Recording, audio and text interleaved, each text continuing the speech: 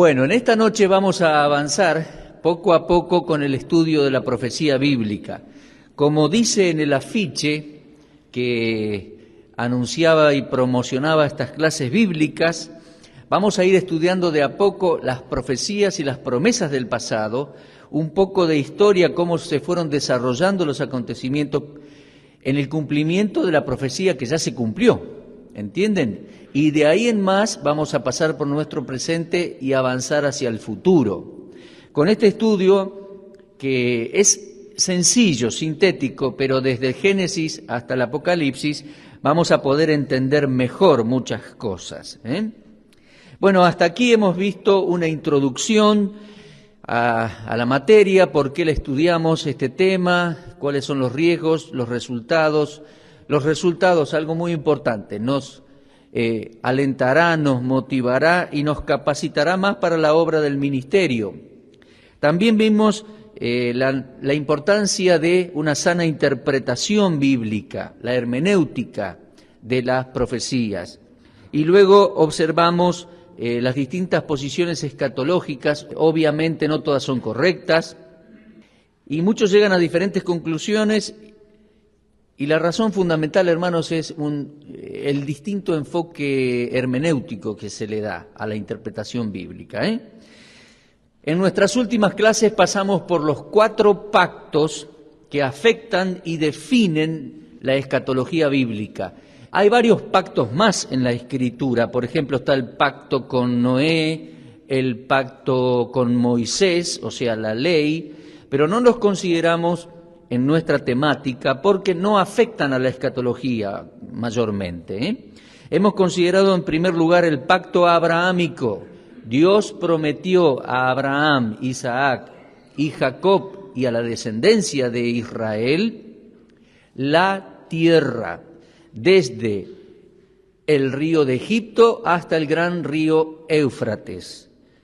En segundo lugar, bueno, varias promesas más, ¿no? Pero básicamente ese es el pacto abrahámico. En segundo lugar, el pacto deuteronómico, allí a las puertas de la tierra prometida, por medio de Moisés, Dios prometió y anunció y advirtió que no habrían de vivir en la tierra como ellos quisieran, y si se volcaban al pecado, Dios les iba a disciplinar, les iba a llevar al cautiverio, los iba a dispersar y desparramar por el mundo entero. No obstante, Deuteronomio 28, 29, 30, no obstante, de donde estuviesen desparramados, si se arrepentían, Dios les iba a traer a su propio país, porque las promesas de Dios son firmes.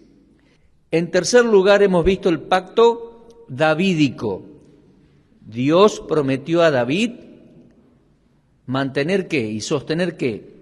Su casa, su trono y su reino. Su casa, su linaje, su familia, su descendencia. Su trono en Jerusalén y la esfera de su dominio o la extensión de su dominio, su reino. Y que de su descendencia se iba a levantar un varón justo que reinaría esplendorosamente. Y en último lugar observamos el nuevo pacto. Dios prometió por medio de Jeremías, Ezequiel y también Zacarías, en uno de los tiempos más difíciles de la historia de Israel, un nuevo pacto, porque ellos habían fallado, ellos habían violado el primer pacto, y Dios en su inmensa misericordia dice, yo haré un nuevo pacto, perdonaré sus pecados, y eso iba a ser por el derramamiento de la sangre del Mesías. Perdonaré sus pecados, les daré nuevamente nuevo corazón, les daré mi Espíritu Santo, los limpiaré con agua pura y los haré morar en la tierra y les daré paz y prosperidad perpetua. Decíamos que en el sentido soteriológico, nosotros los gentiles en este tiempo recibimos las bendiciones del nuevo pacto. Tenemos perdón de pecados en Cristo, nuevamente, nuevo corazón, Espíritu Santo, ¿sí? Pero el cumplimiento final del pacto nuevo o nuevo pacto apunta hacia el futuro. He allí nuestro enfoque escatológico y la importancia que tiene en este tema. Llegará el día que los judíos tendrán toda la tierra prometida. Y conversábamos después de la clase con un hermano y yo le decía, mira, nunca la van a tener hasta que venga el Mesías. El hijo de Abraham, la simiente de Abraham les va a dar todas las promesas de Dios a los judíos. Tendrán la tierra desde el río de Egipto hasta el río Éufrates, tendrán las promesas del reino davídico, el Mesías será el rey, un reino de esplendor y de maravilla con su capital en Jerusalén. Lo vamos a ver ese tema ya por las últimas clases, y tendrán nueva vida cuando venga el rey, el Mesías. Disfrutarán paz y prosperidad en la tierra, pero también entrarán al reino del Mesías con perdón de pecados, nuevamente, nuevo corazón, Espíritu Santo y seguridad para siempre. Algo hermosísimo. En esta hora vamos a avanzar en la historia de los acontecimientos. Dice allí el apunte en hoja 15, en un momento vamos a orar, habiendo tenido una breve introducción a la materia y habiendo considerado los pactos que afectan a la escatología, ahora comenzaremos con el desarrollo de los eventos proféticos y lo haremos, en lo posible, manteniendo el orden de lo ya sucedido, lo que está sucediendo y lo que sucederá según lo anunciado por Dios. ¿De acuerdo?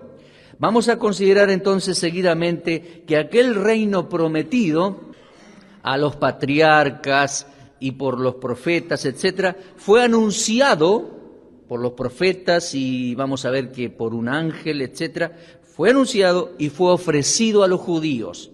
Y luego vamos a ver que ese reino fue rechazado por los judíos. Entonces vamos a seguir el estudio en ese orden de acontecimientos. Pero vamos a hacer una pausa ahora y vamos a orar a Dios pidiendo su bendición en el estudio de su palabra, que su Espíritu Santo obre en nosotros. Oremos al Señor. Dios y Padre, te damos gracias en esta noche porque nuevamente estamos reunidos aquí. Gracias por esta oportunidad, Señor, de poder estar tranquilos aquí con tu palabra para estudiar este tema tan importante, la escatología bíblica. Señor, te muestras como el gran Dios de los tiempos y la eternidad, que anuncia lo porvenir, lo pones en orden delante de ti, lo estableces y lo cumples. Eso marca la diferencia, Señor, de tu grandeza y poder frente a toda otra fuente de adivinación y religión de este mundo. Por eso, Señor, queremos darte la gloria y queremos aprender en esta noche. Entonces, necesitamos de tu palabra y necesitamos la asistencia del mejor de los maestros, el Espíritu Santo de Dios, el que escribió, el que inspiró estos escritos. Ahora está aquí en nosotros para enseñarnos, y eso es un privilegio tremendo. Te pedimos, Dios, que nos hables en esta oportunidad en el nombre de Cristo. Amén. Muy bien, les decía, el reino prometido fue anunciado y fue ofrecido a los judíos. ¿Tienen allí el apunte abierto? Hoja 15, bien abajo, el reino prometido fue anunciado y ofrecido a los judíos. Bueno, ya hemos visto cómo Dios hizo promesas específicas a David. ¿Se acuerdan? Específicamente, segundo libro de Samuel, capítulo 7, versículo 16. Dios les prometió casa, trono y reino eternamente. Y les dije en las primeras clases, hermenéutica, debemos asignarle a la palabra y a las palabras el valor gramatical y el sentido correcto, concreto que tienen. Si dice casa, trono, reino, es así, y si dice eternamente, es para siempre. Desde el día que comience a reinar el Hijo de David, lo hará para siempre. Bueno, con el correr de los años y basados en las promesas de Dios, los profetas anunciaron que vendría un descendiente de David muy especial. Repito, hermano, piénselo. Anunciaron que vendría un descendiente de David muy especial, que se sentaría en su trono. Vamos a analizar algunos pasajes que así lo van anunciando, lo fueron anunciando. Isaías capítulo 7. Isaías capítulo 7, el profeta Isaías se acerca a el rey Acaz y le dice que pida una señal. Y este hombre, que no era un hombre piadoso, fiel. Dice, no pediré, no tentaré a Jehová. Entonces, a partir del versículo 13, Isaías, de parte de Dios, un poco molesto por la actitud del rey, dice Isaías 7:13, dijo entonces Isaías, oíd ahora, casa de David, os es poco... ¿vieron qué dice? Oíd ahora, ¿quién? Casa de David. Este mensaje es, o era, para la casa de David. Oíd ahora, casa de David. ¿Os es poco el ser molestos a los hombres, sino que también lo seáis a mi Dios? Por tanto, el Señor mismo os dará señal. He aquí que la Virgen concebirá y dará a luz un hijo, y llamará su nombre Emmanuel.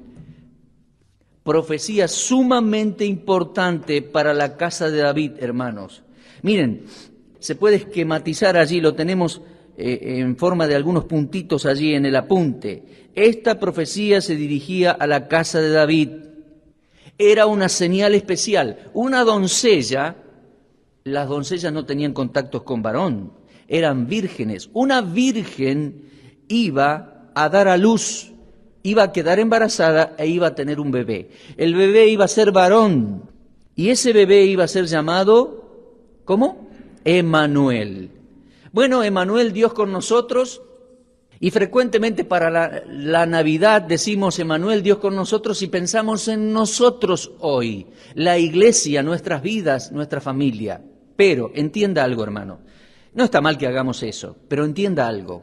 Cuando dice aquí Emmanuel, Dios con nosotros, es la casa de David.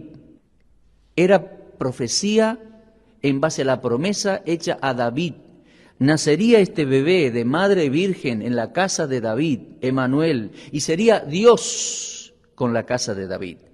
Avancemos allí mismo 2 capítulos, Isaías 9, del 1 al 7. Vamos a leer allí Isaías 9. Esta es una profecía fantástica, hermanos, fantástica. Fíjense, Isaías 9, estamos hablando de 700 años antes de Cristo. Y dice el profeta, no habrá siempre oscuridad para la que está ahora en angustia, tal como la aflicción que le vino en el tiempo que livianamente tocaron la primera vez a la tierra de Zabulón y a la tierra de Neftalí. Pues al fin llenará de gloria el camino del mar, ese es el mar de Galilea, de aquel lado del Jordán, en Galilea de los gentiles. Esta es una profecía, hermanos, 700 años antes, para la angustiada y triste Galilea del futuro. Versículo 2, y dice, el pueblo que andaba en tinieblas vio o verá gran luz. Los que moraban en tierra de sombra de muerte, luz resplandeció sobre ellos. Y lean esto, 700 años por anticipado. Versículo 3, multiplicaste la gente y aumentaste la alegría. Se alegrarán delante de ti como se alegran en la siega, como se gozan cuando reparten despojos. Versículo 6, porque un niño nos es nacido, hijo nos es dado, y el principado sobre su hombro. Y se llamará su nombre admirable, consejero, Dios fuerte, Padre eterno, príncipe de paz. Este niño que nacería, hermanos, y que alguien daría como hijo dado, fíjense los dos conceptos, nacería como niño nos es nacido, versículo 6, pero hijo nos es dado. Acá hay dos conceptos. Llegado el cumplimiento del tiempo lo pudimos entender, nació como bebé, nació como niño, pero fue un hijo dado, el Hijo de Dios dado por el Padre a Israel y al mundo, ¿entiende? Venía con el principado sobre su hombro. Él, tarde o temprano, digámoslo así si me permiten, sería rey, vino como príncipe. Y estos 4 nombres declaran de que él iba a ser más que simplemente un humano. ¿Él iba a ser humano? Sí, pero mucho más que un humano, porque uno de los nombres dice que iba a ser llamado Dios fuerte. Ahora, este hombre, Dios fuerte, llegaría a Galilea y la llenaría de alegría y multiplicaría. ¿Cómo dice allí? ¿Sumaría mucha gente? No sumaría, multiplicaría. Multiplicaría la gente. Se cumplió, ¿no? El Señor llegó a Galilea. El hijo de David, bueno, me estoy adelantando un poco el cumplimiento. 700 años después, el hijo de David, el Señor Jesús, comenzó su ministerio ¿dónde? En Galilea. No por casualidad, sino para cumplir las Escrituras, la que terminamos de leer. Y él era hombre, él era niño nacido, él era el Hijo de Dios dado y traía alegría a la entristecida Galilea y habría de multiplicar la gente que le seguiría con gozo. ¿Se acuerda que en alguna oportunidad dio de comer a 5.000 hombres sin contar mujeres y niños? Calculamos que había como 15.000 personas en ese lugar allí. Al campo, al aire libre, en las laderas de la montaña allí, a los bordes del mar de Galilea, 15.000 personas. Se cumplió de manera maravillosa. Pero, fíjese el versículo 7, lo dilatado de su imperio. ¿Tiene un imperio hoy? No todavía. Y la paz no tendrán límites sobre ¿dónde? ¿Dónde va a reinar? Tendrá un imperio sobre el trono de David. David, ¿dónde reinó, hermanos? Vamos a hacer un poquito de historia. David fue rey 40 años, 7 años y un poquito en Hebrón y 33 años fue rey en Jerusalén. Trasladó la capital del reino a Jerusalén y desde entonces fue capital del reino para siempre, digámoslo así.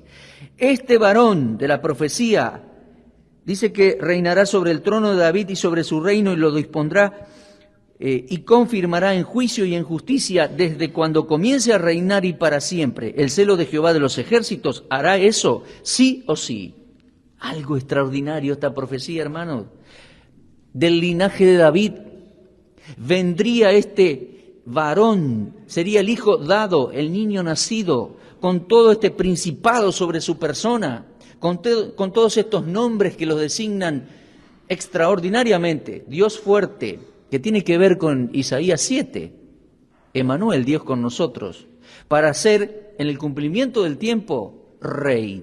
Tener un imperio de paz y justicia sentado en el trono de David en Jerusalén. Bueno, me adelanté bastante, ¿eh? Le tiré muchas pistas para el futuro, pero para que entendamos el valor de la profecía bíblica, hermanos, algo maravilloso. Nuestro apunte dice, Isaías 9 del 1 al 7, fíjense, esa persona traería alegría a la gente de Galilea.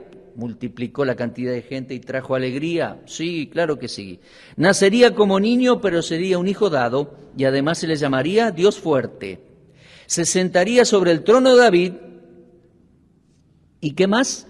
Reinaría, y podemos decir hoy reinará, y desde cuando comience a reinar será para siempre. ¿Vieron? Aspectos de esta profecía ya se cumplieron en la primera venida de Cristo, pero varios aspectos faltan para la segunda venida de Cristo a Jerusalén. Recuerden que estamos en los profetas y los profetas jamás hablaron de la iglesia. Ellos ni supieron que era eso, ¿eh? Atención, vamos paso a paso en la historia y en el desenvolvimiento de la profecía. Ahora bien, leemos en el apunte y dice, así fue que con el correr de los años se fueron sucediendo los reyes descendientes de Israel. ¿Se acuerdan? Salomón, después se dividió el reino, etcétera, etcétera. Algunos pocos fueron fieles, otros alejados del corazón de David y de Dios, hasta que la nación cayó en pecado reiteradas veces, hermanos, y Dios decidió disciplinarlos y enviarlos al cautiverio y castigar al descendiente de David, como lo había prometido. ¿Se acuerdan que leíamos en la última clase? Que si su descendiente o los hijos de David caían en pecado, Dios los iba a castigar con vara, pero iba a guardar su linaje. No iba a cortar su linaje como cortó la descendencia de Saúl. Lo mismo dice el Salmo 89, Dios castigaría con vara al rey, es decir, los disciplinaría, pero no desecharía la descendencia. Ahora vamos a Ezequiel 21 en nuestras Biblias. Es clave la lectura de este texto, hermano. Muchos son los textos que podemos leer al respecto, pero es clave este texto en Ezequiel capítulo 21. Ezequiel capítulo 21, versículo 24. en adelante. Por tanto, así ha dicho Jehová el Señor, por cuanto habéis hecho traer a la memoria vuestras maldades, manifestando vuestras traiciones y descubriendo vuestros pecados en todas vuestras obras, por cuanto habéis venido en memoria, seréis entregado en su mano. Y tú, ahora se dirige al rey de aquellos días. Podemos leer los últimos acontecimientos allí en segundo libro de Crónicas, capítulo 36, cuando Dios destruyó todo, el templo, la ciudad, etcétera, y cortó el reino, pero conservaría el linaje, de acuerdo a su promesa. Fíjense, versículo 25, y tú, le dice al rey, profano e impío príncipe de Israel, cuyo día ha llegado ya, el tiempo de la consumación de la maldad, así ha dicho Jehová el Señor, depón la tiara, quita la corona, esto no será más así. Ellos habían llegado en su soberbia al colmo del pecado. Si leemos, hermanos, en el segundo libro de Crónicas, como les decía recién, capítulo 36, si leemos en el libro de Jeremías, ellos, el rey, los príncipes, la camarilla allí que tenía y los sacerdotes estaban en un estado totalmente corrupto y no quisieron escuchar a Jeremías. Dios trazó la raya un día y dijo, esto no va a ser más así. Es lo que estamos leyendo, hermanos.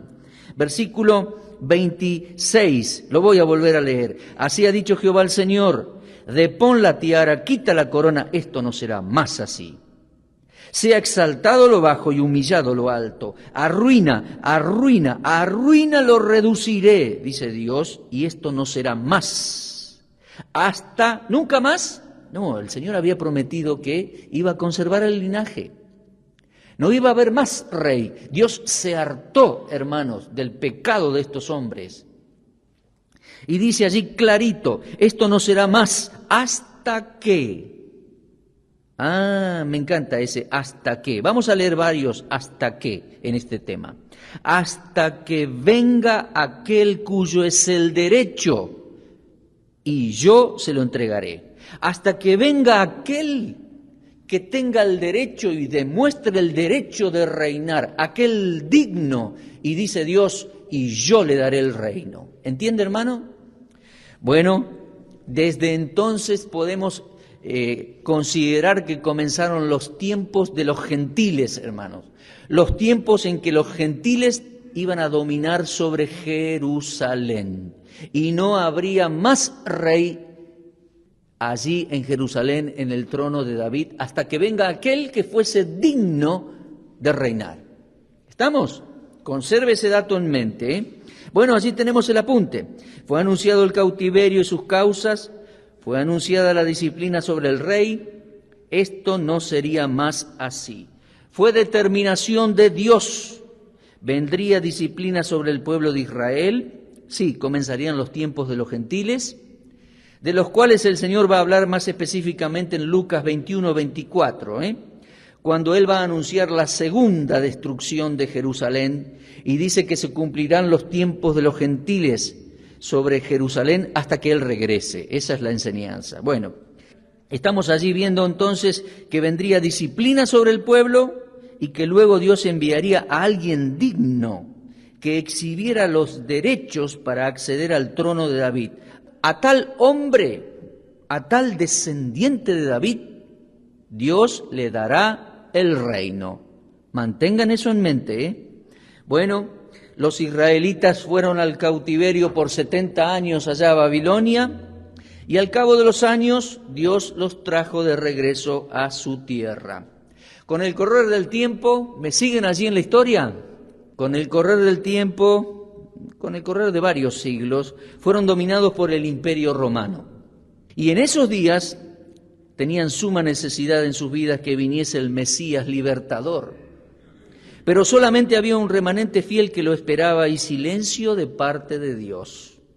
Fue entonces en el cumplimiento del tiempo cuando el ángel Gabriel fue enviado a dar un anuncio maravilloso a una jovencita llamada María, la cual no había conocido varón, no había tenido relación íntima con ningún varón. Damos vuelta a la hoja del apunte, muy bien.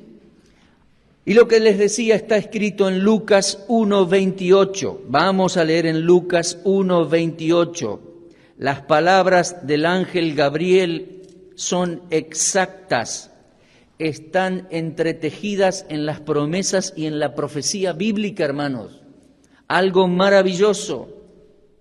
No como los ángeles engañosos que aparecen hoy en la nueva era, y muchos invocan ángeles, son ángeles mentirosos que van engañando a la gente y llevándole al ocultismo. No, aquí tenemos un ángel verdadero de Dios que menciona la palabra de Dios en su correcto contexto y le va a explicar a María cómo va a quedar embarazada y de ella va a nacer aquel hijo de David prometido.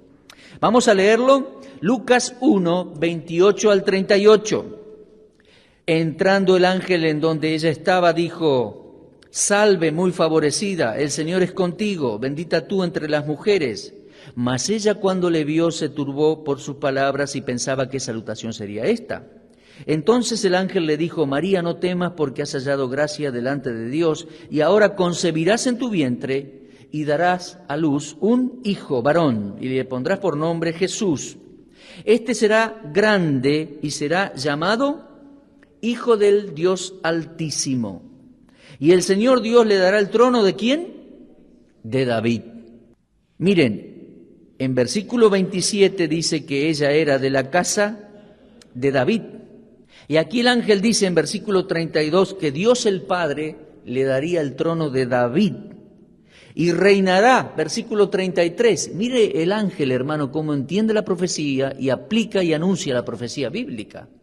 María, tu hijo reinará sobre la casa de Jacob. ¿Quiénes son?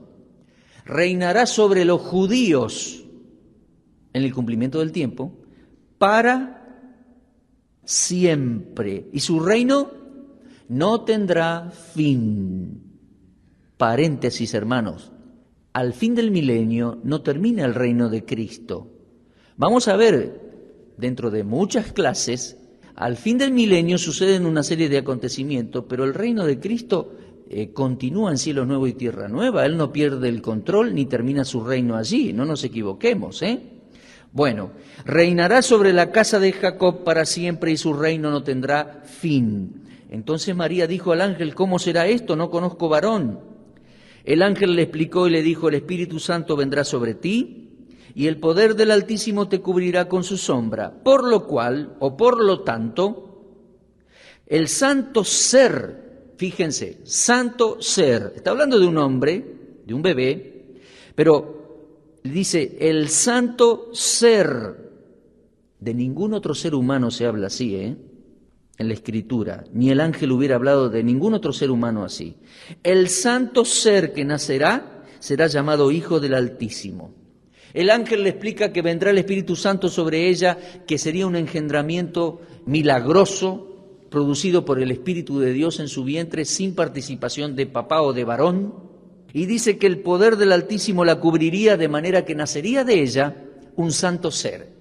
Significa un ser humano sin naturaleza pecaminosa y sin pecado, y que jamás iba a cometer pecado, un santo ser. Bueno, María creyó en todo esto, hermanos, algo sensacional. Dice el apunte: María quedaría embarazada, tendría un varón, siendo ya hombre su bebé sería llamado Hijo del Altísimo. Esto tiene que ver con el Salmo 2, hermano. Cuando Jehová Dios anuncia que iba a poner a su hijo como rey en Sión, en Jerusalén.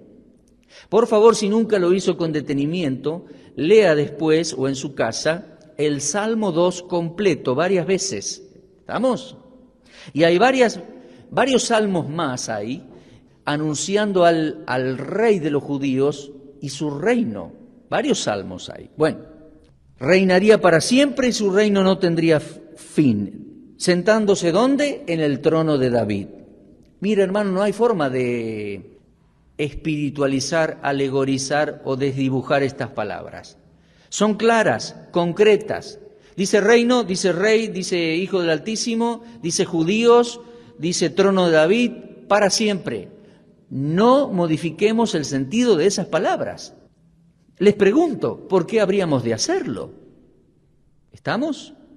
Bueno, Sigo leyendo. Cada una de las palabras del ángel estaban entrelazadas en Isaías 7:14, ¿lo recuerdan? La doncella daría a luz un varón, Emmanuel, Dios con nosotros. Estaban entrelazadas también en Isaías 9:6 y 7. Un hijo nos es dado, el Hijo del Altísimo. Un niño es nacido, Dios fuerte, y será rey para siempre sobre los judíos, el trono de David. ¡Qué bien! Ezequiel 21:27 dice, no será más esto hasta que venga aquel que es digno de reinar.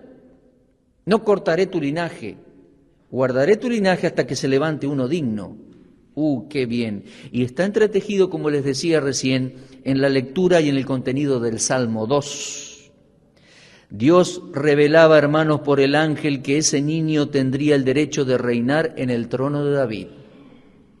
Y así lo entendieron claramente sus allegados llenos del Espíritu Santo. Por ejemplo, el papá de Juan el Bautista, Zacarías.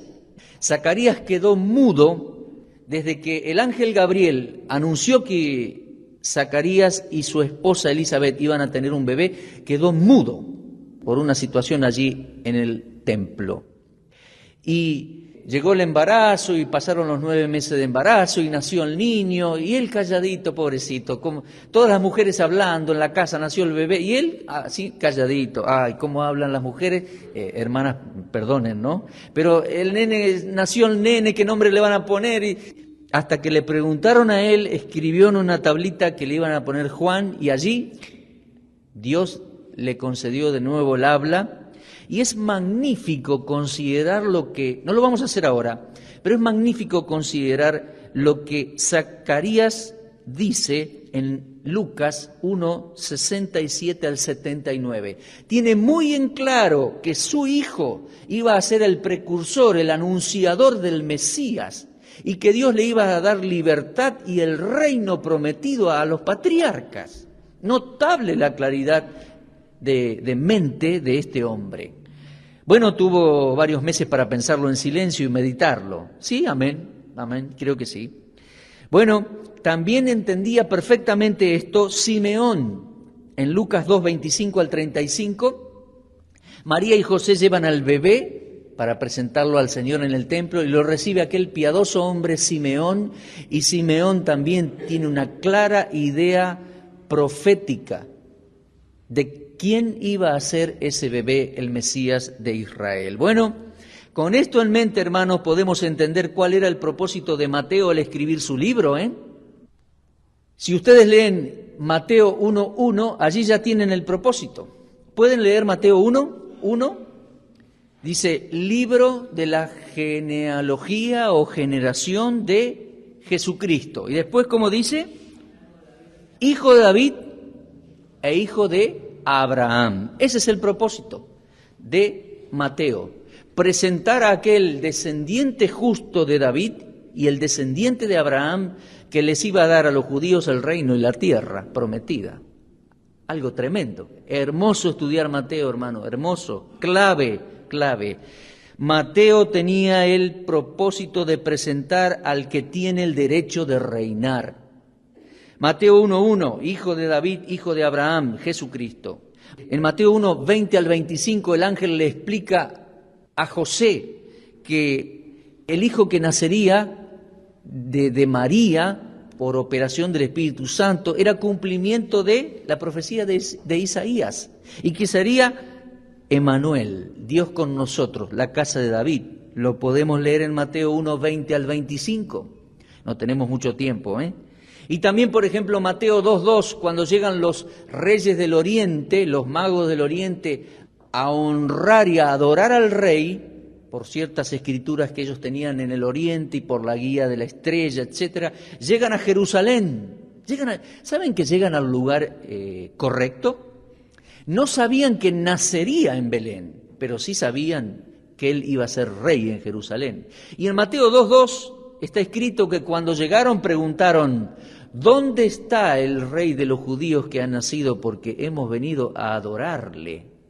¿Dónde está el rey de los judíos? Sí, fue anunciado y fue claramente allí anunciado y iba a ser presentado. Fíjense, los años fueron pasando, vamos a seguir la historia, ¿me siguen? Los años fueron pasando, el rey fue creciendo prácticamente en anonimato, hasta que llegó el tiempo de anunciar y ofrecer ese reino, lo cual se llevó a cabo en varias etapas. Esto está en Mateo. Vamos a Mateo 3. Mateo capítulo 3. Vamos a ver los anuncios del profeta Juan. Entre paréntesis les digo, considero a Juan el último de los profetas del Antiguo Testamento. ¿Escuchó? No me equivoqué. Considero a Juan el último de los profetas del Antiguo Testamento. Este es terreno judaico. Está el río Jordán, está Juan, está el pueblo.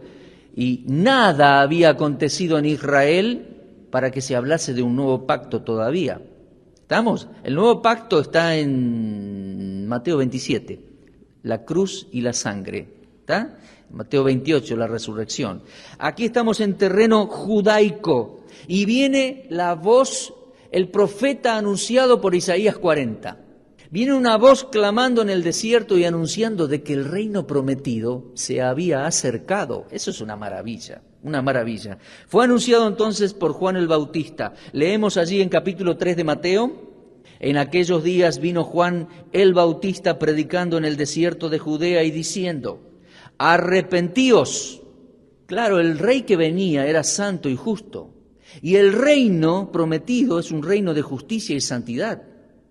Por tanto, llamaba él, en preparación al pueblo, llamaba al arrepentimiento.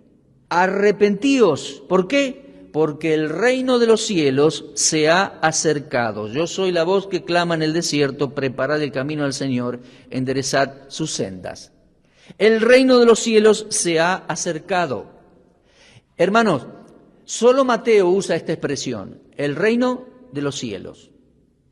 Pero no quiere decir que era un reino en los cielos, sino que era el reino de los cielos implantado en la tierra prometida y prometido a David.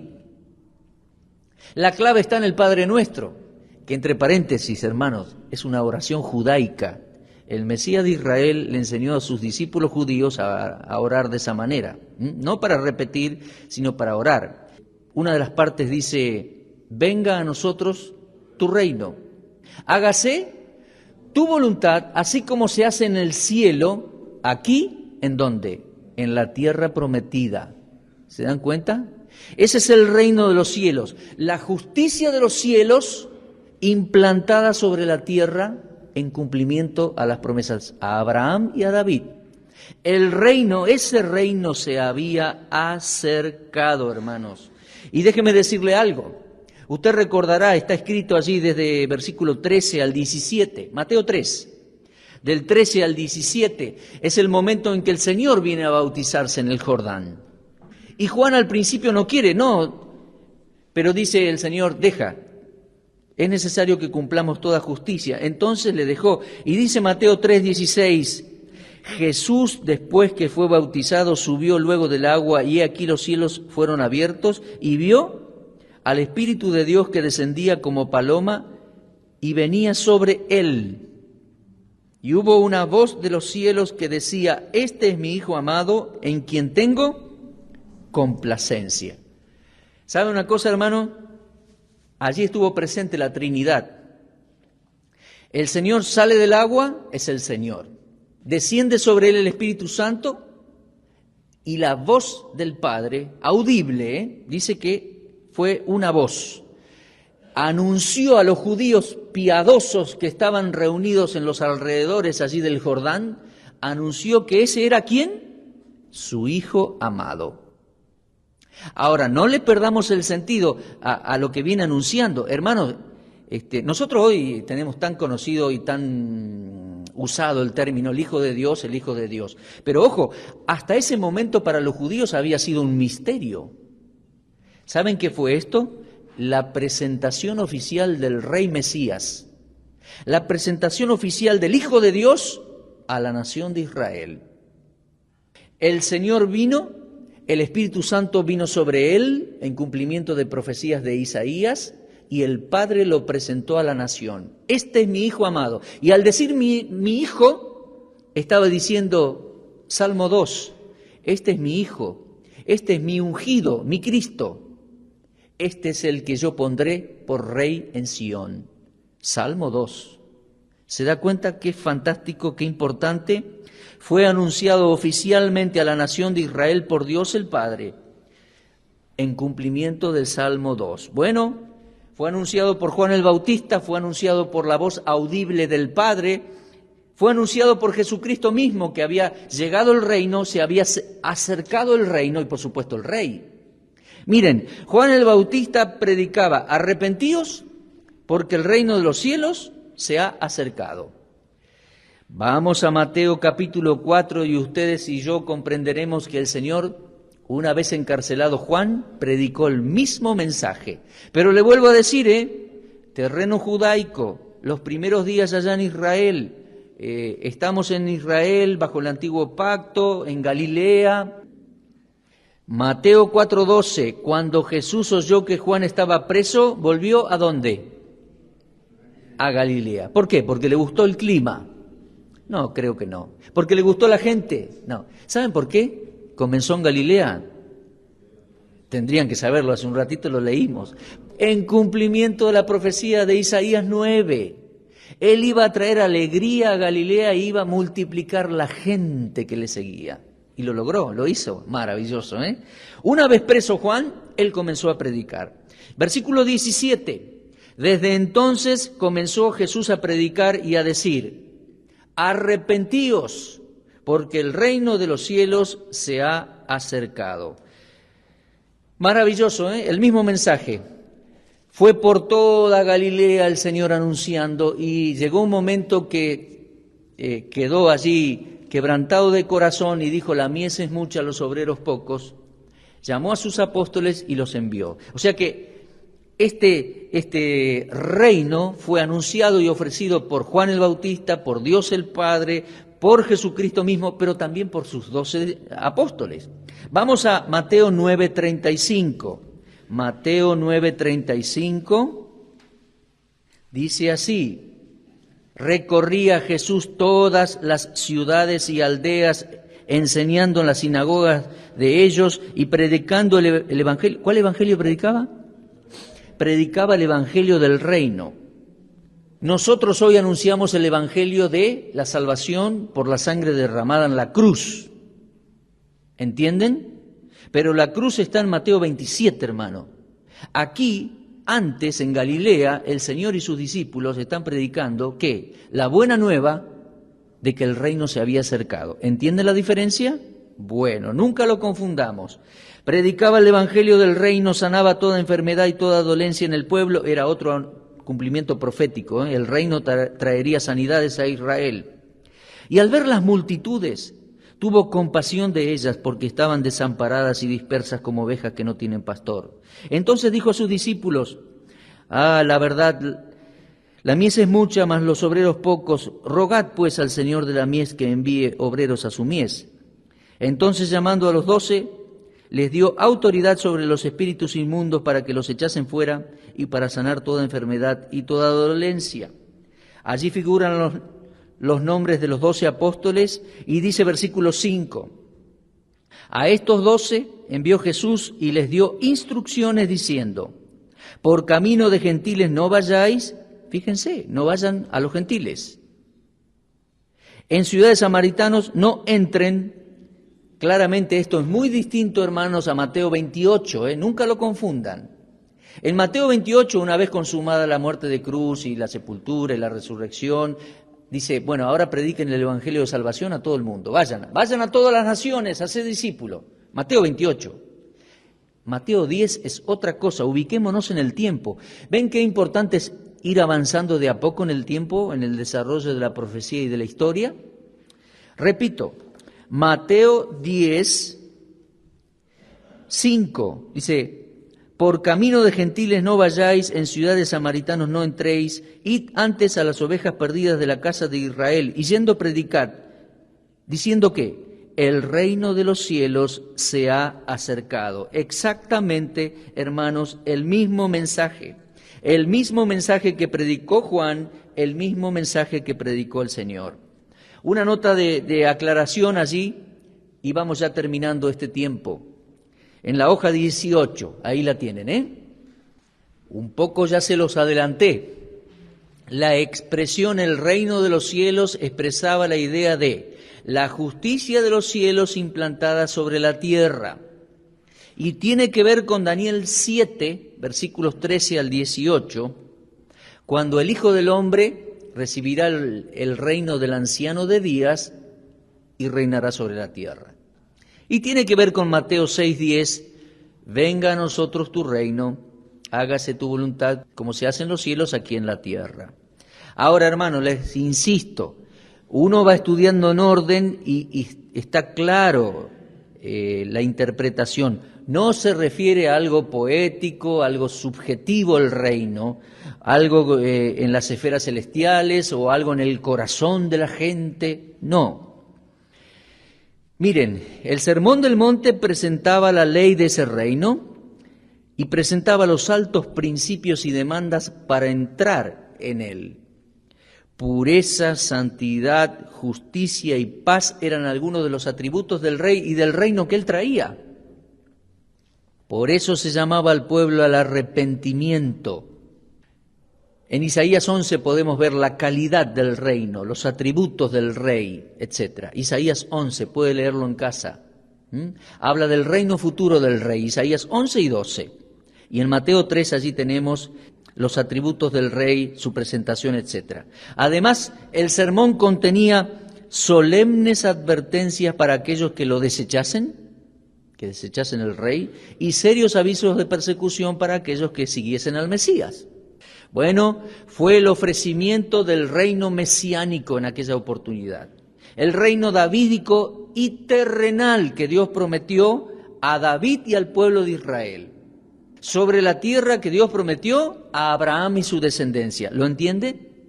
Repito, nota importante. Hasta aquel momento, en el desarrollo histórico de los acontecimientos, nadie tenía ni la más remota idea de la formación de la iglesia. Hasta ahora es todo para Israel en cumplimiento de lo prometido, ofrecimiento de lo prometido, ¿entienden? Nadie tenía hasta este momento de la escritura y del tiempo ni la más remota idea de la formación de una iglesia o de la iglesia, sino que solo eso era un proyecto en la mente de Dios, ¿entienden? Él lo tenía guardadito. Proyecto que el Señor luego revelaría y, por supuesto, después comenzaría a formar el cuerpo que es la iglesia con el correr del tiempo. Pero hasta aquí llegamos en esta hora. El reino prometido fue anunciado y ofrecido a los judíos. Ahora les quiero decir rápidamente que el reino fue rechazado. A lo suyo vino, los suyos no le recibieron. Pero vamos a ver en el estudio siguiente qué es lo que va a hacer Dios ante este rechazo. Nada va a tomar por sorpresa a Dios. Van a rechazar al Mesías y Dios va a hacer una serie de movimientos y de revelaciones fantásticas, maravillosas, porque Dios no pierde el control de su creación y de las edades y de las personas, y ni tampoco se le queman los papeles, como a nosotros a veces, ¿no? Dice, uy, ¿ahora qué hago? No. Dios tiene todo anunciado y en el despliegue de lo anunciado iba a anunciar más cosas el Señor Jesús, mantiene el control de todos los tiempos y Él es el Señor. Su palabra se cumple, sus promesas son firmes y fieles. Aunque los hombres fallen, Dios permanece fiel y en su sola potestad puede hacer grandes cosas y cumplir su plan al pie de la letra. Vamos a terminar con una oración y continuamos en el estudio siguiente, ¿sí? Oremos al Señor. Dios y Padre, te damos gracias por tu fidelidad en base a las promesas claras y sencillas a Abraham, a su descendencia Isaac, Jacob, Israel. También en tus promesas a David y aún tus promesas hechas al pueblo de Israel. Gracias porque con el correr del tiempo el reino fue anunciado por los profetas y los salmos por el ángel Gabriel a Zacarías, anunciando el nacimiento de aquella voz que presentaría al Mesías a Israel, Juan el Bautista. También fue anunciado por el ángel a María, y venido el cumplimiento del tiempo llegó el Mesías. Gracias, Señor, porque de una manera preciosa y precisa fue ofrecido ese reino, fue anunciado la llegada del Mesías. Fue anunciado ese reino y ofrecido por Juan el Bautista, por Dios el Padre, por el Señor mismo, por los apóstoles, y de una manera precisa y maravillosa la historia continúa. El desenvolvimiento exacto de tu palabra profética continúa de una manera precisa, exacta. Hasta aquí paramos, Señor, hasta aquí llegamos. Te damos gracias por tu palabra y tu perfecto control y plan administrando las cosas de este mundo. Te alabamos, Señor, agradecidos en nombre de Cristo. Amén.